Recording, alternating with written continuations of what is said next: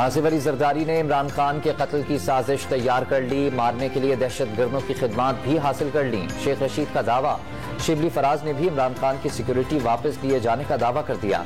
सबको मालूम है कि इमरान खान को खतरा कहां से है। पीटीआई रहनुमा की मीडिया से गुफ्तगू। डॉलर का दूसरे रोज भी रुपए को जोरदार झटका। अमरीकी करेंसी की कदर 9 रुपए मजीद बढ़ गई, 264 रुपए का हो गया। कैप हटने के बाद डॉलर 2 रोज में 33 रुपए महंगा हो चुका। ओपन मार्केट में 5 रुपए इजाफे से कीमत 265 रुपए तक जा पहुंची। वजीर आजम इसी माह IMF से मुआहदे के लिए पुरुम्मीद। इंतहाई मुश्किल हालात में हुकूमत मिली, फिर आसमानी आफत आई और पाकिस्तान तबाही का शिकार हो गया। सफर मुश्किल जरूर है, नामुमकिन नहीं। इंशाअल्लाह मुश्किल हालात से निकलेंगे। वजीर आजम का आज़म का इजहार। चीन ने मुश्किल हालात में हमेशा पाकिस्तान का हाथ थामा, लेकिन तहरीक इंसाफ हुकूमत ने 4 साल में पाक चीन दोस्ती को ठेस पहुंचाई। शहबाज शरीफ का इल्जाम। चुटकी बजाते ही मुल्क की मईशत बहाल करने के दावे करने वाले पाकिस्तान के वजीर खजाना इसहाक डार ने भी मौजूदा मुआशी सूरत हाल देख कर अल्लाह से लौ लगा ली।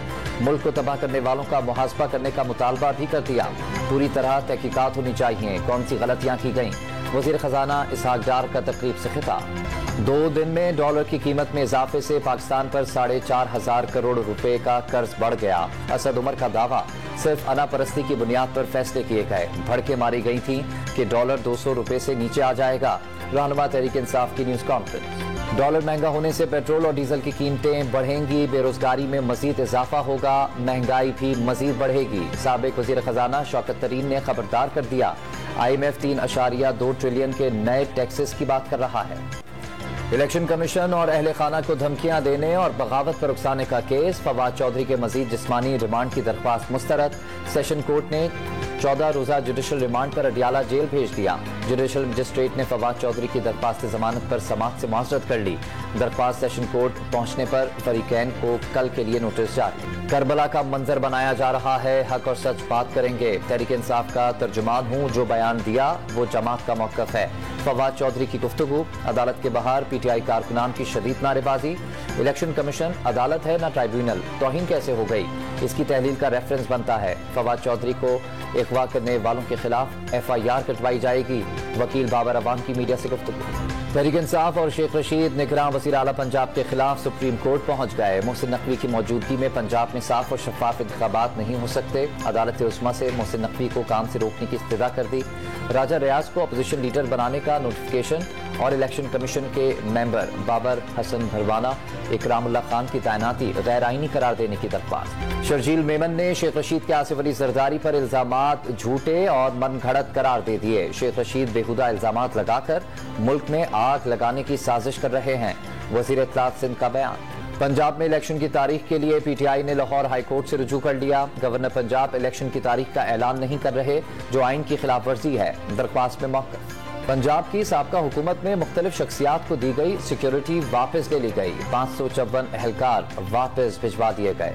शेखुपुरा के थाने फिरोजवाला में PTI रहनुमा फरूख हबीब और उनके साथियों पर मुकदमा दर्ज। फरूख हबीब ने साथियों के साथ मिलकर डकैती की कोशिश की, सरकारी असलहा, गाड़ी और वायरलेस छीनने की कोशिश की। फरूख हबीब ने पुलिस एहलकारों की वर्दियां भी फाड़ दी। मुकदमे का मतन।